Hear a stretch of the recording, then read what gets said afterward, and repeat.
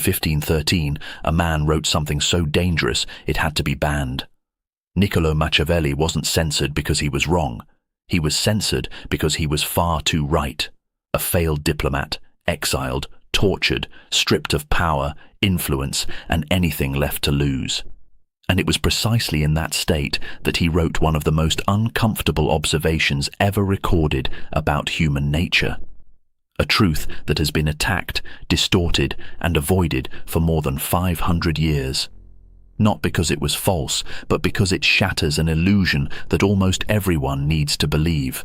That people are loyal, that love is unconditional, that goodness is natural. They're not. And deep down, you've already noticed this. What Machiavelli discovered had nothing to do with politics. It was about you, about how the people around you actually operate, in your relationships, in your friendships, in your family, in your work. And once you truly understand this, you will never trust the same way again. You will never be disappointed the same way again. And most importantly, you will never be caught off guard again. Here's the detail almost no one mentions. Machiavelli didn't teach people to be evil. He simply revealed something far more uncomfortable. Selfishness already exists inside every human being, including you. And the very same people who called him evil were quietly using the exact behaviors he described, all while pretending to act from noble principles. Today, you won't hear the romanticized version. You're going to understand what he actually observed, and it explains things you've already lived through. Why someone vanished the moment you needed them most. Why love changed when your circumstances changed. Why support always came with invisible conditions. Why people smiled while they sabotaged you. This isn't bad luck. This isn't coincidence. It's a pattern that has existed for thousands of years and is operating right now in every single one of your interactions. The only question is, will you see it clearly, or will you keep pretending people are better than they actually are? The forbidden observation. Now pay close attention. Machiavelli wrote this after losing everything. Men are ungrateful, fickle, false, cowardly, and greedy. As long as you succeed, they are yours entirely. They will offer you everything when they don't have to act. But when real need approaches, they turn against you. Read that again and watch what happens inside your mind. That automatic resistance. That's exaggerated. Not everyone is like that. I'm not like that. This reaction was already predicted. Machiavelli himself wrote, "Everyone sees what you appear to be. Few perceive what you truly are." Humans are specialists at appearing virtuous while quietly acting from self-interest. And here's the most uncomfortable part.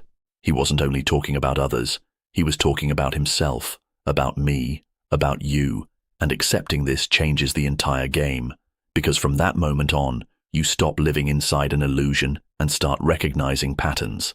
The test no one wants to take. Do this now. Honestly, think about the people closest to you in your life, the ones you believe would never leave you. Now imagine this. You lose everything: money, status, looks, health, usefulness. You stop being an advantage and become a burden. How many of those people stay? If you're honest, the number will be smaller than you'd like. And that's exactly where reality appears. This isn't criticism, it's description. Most people aren't with you because of who you are. They're with you because of what you represent or because of what you give. And when you truly understand this, you stop expecting unconditional loyalty from a system that never worked that way. Machiavelli observed people in extreme situations: war, collapse, survival, moments when truth appears without filters. And the pattern was always the same. Every human relationship, at its deepest foundation, is governed by self-interest. Even when it looks like love, even when it looks like loyalty, even when it looks like altruism. This doesn't mean love doesn't exist. It means love is always connected to something the other person receives. Could be emotion, support, status, pleasure, security, validation. But it always exists, and when that disappears, the bond begins to disappear too. Observe this now in your own life, not as theory, as pattern. The friend who disappeared. You had a close friend for years, constant conversations, presence, connection. Then something changed. You moved to another city. You changed your phase of life. You got into a relationship. Or life just got harder, and you stopped being easy. And suddenly, they're too busy, too distant, too unavailable. What really happened? You stopped being useful in the way you were before. Maybe you were entertaining. Maybe you were support. Maybe you provided social access. But the point is simple. You delivered something, and when that something disappeared, the interest disappeared with it. The partner who lost interest. In the beginning, everything was intense. You were everything, irreplaceable, essential. Then something changed. You lost your job.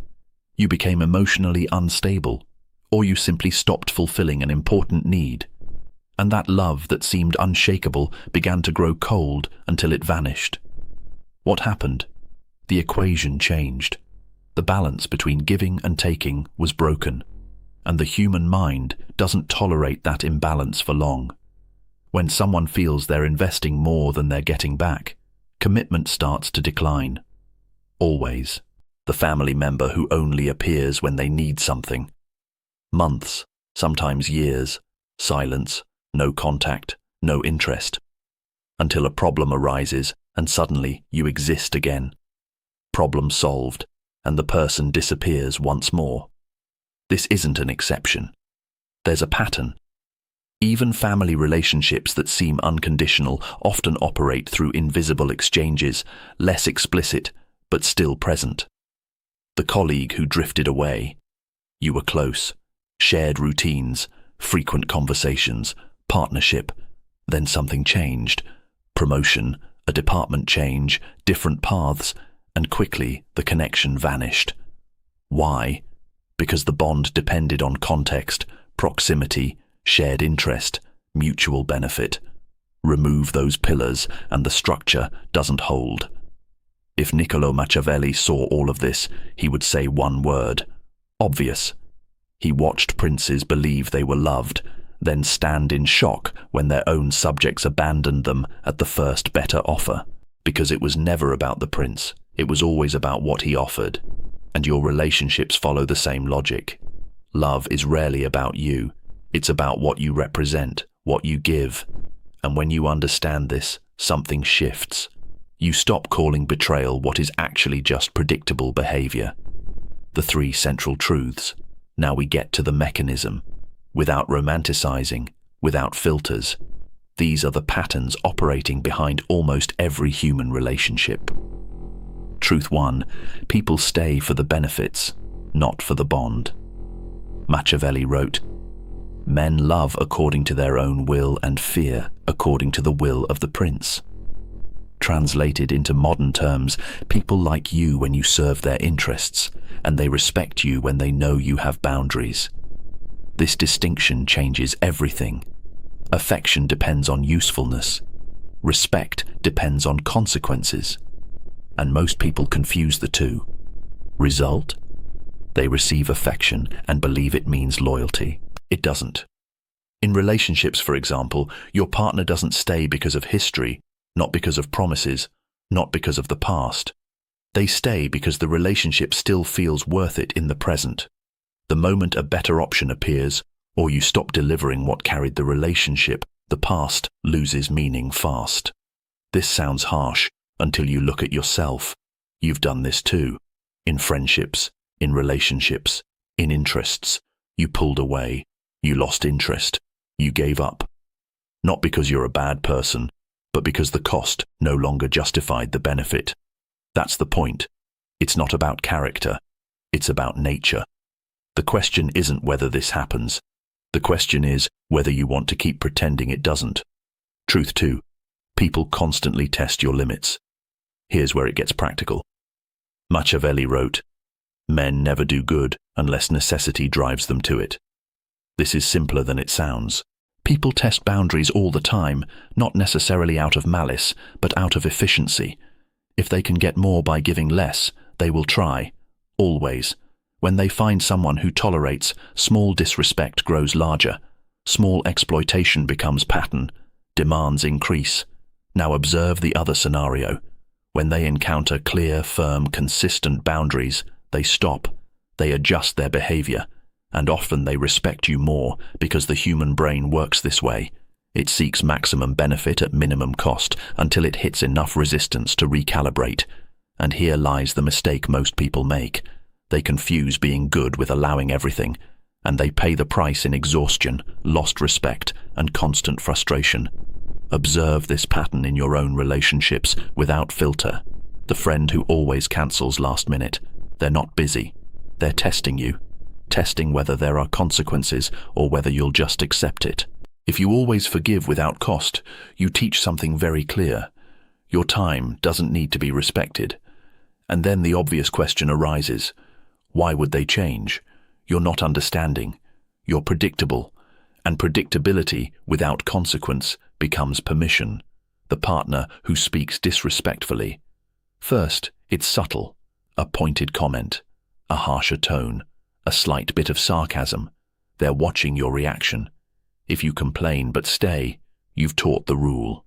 Disrespecting you carries no real price, and the behavior evolves because now there's an advantage. They can release frustration on you without risking losing you. This isn't an accident. It's learning. The colleague who takes credit for your success. They're not confused. They're testing limits. If you let it slide once, you create a precedent. And precedents become patterns. The logic is simple. If they can gain more by doing less, and you allow it, why would they stop? The family member who only shows up when they need something. Here the test is even clearer. The relationship exists only on demand. They appear only when there's a request. And if you keep giving without requiring balance, you confirm the model. I can use you any time without giving anything back. The central mechanism.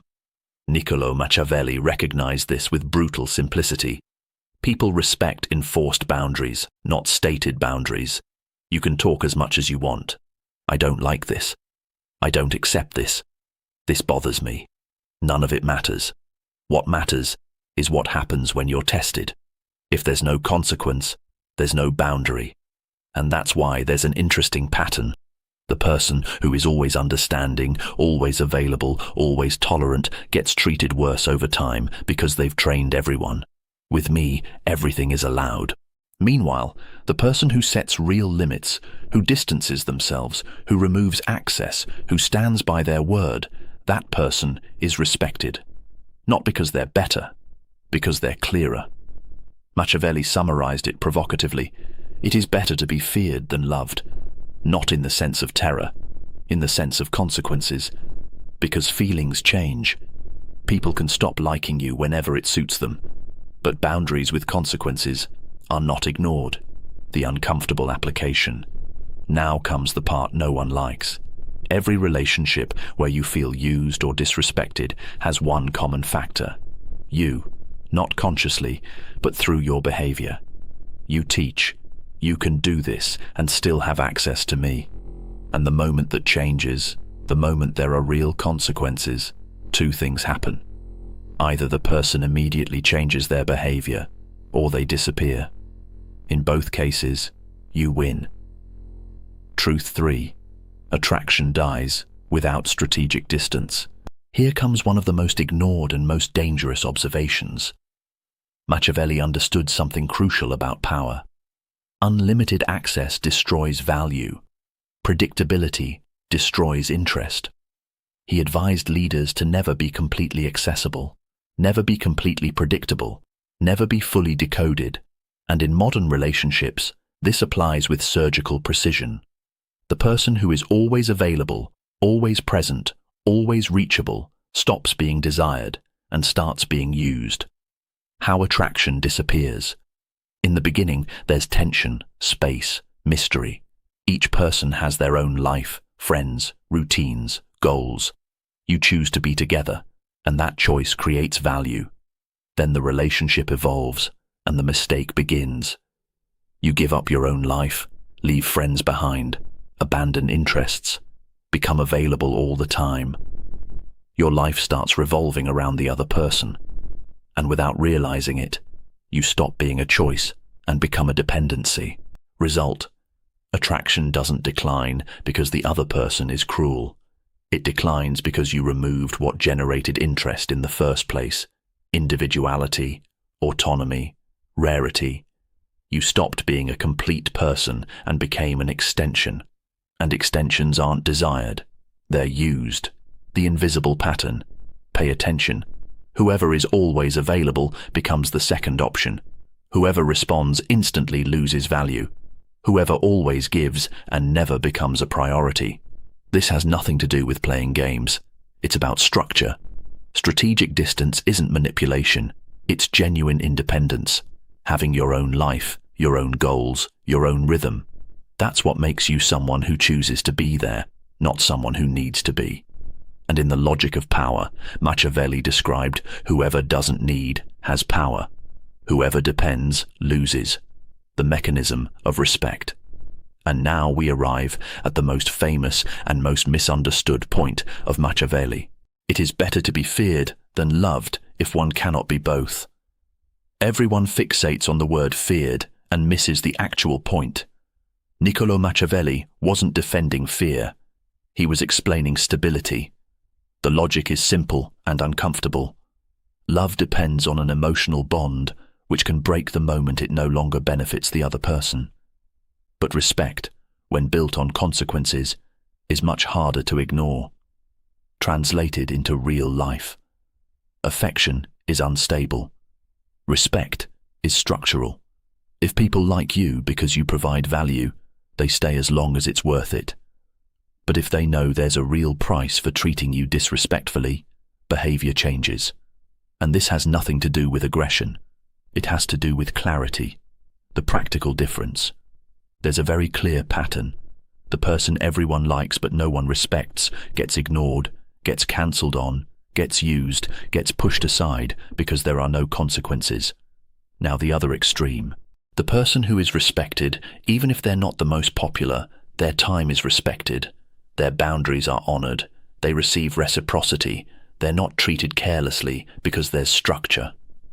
So the real question is, which position do you occupy today? Where does this show up in practice? At work, the leader who wants to please everyone is the least respected. The firm, predictable, consistent leader, even if they're not the nicest, is the one who maintains results. In relationships, the person who always understands, always forgives, always gives another chance, gets treated worse over time because they've trained everyone not to take their boundaries seriously. Meanwhile, whoever sets clear limits and holds them is treated with respect. The central mechanism: people respond to incentives. If there's no price for treating you badly, it continues. If there is a price, two things happen. The behavior changes or the person leaves, and both options are good. The only bad scenario is this: you keep accepting and hoping people will change out of awareness. They won't. Machiavelli understood this perfectly. Expecting people to act against their own interest is the fastest path to frustration.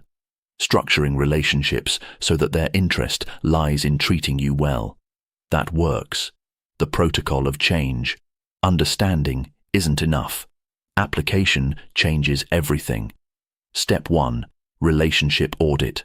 Look at every important relationship and ask, what does this person gain through me? What do I gain through them? Is it balanced? If not, there are 3 paths. Reduce your investment. Rebalance the exchange. End the relationship. Simple but uncomfortable because it reveals the truth. Many people are there for what you give, but uncomfortable clarity is better than comfortable exploitation. Step 2. Real boundaries. Defining boundaries isn't enough. Enforcing them is crucial. I didn't like that doesn't change behavior. Consequences change behavior. Example: if you cancel last minute again, I stop making plans, and then you follow through. Without consequence, your boundary is just a suggestion. Step 3. Independence. Have a life outside the relationship. Your own friends, your own interests, your own goals. Whoever is complete is respected. Whoever is dependent is replaceable. Step 4. Respect over approval.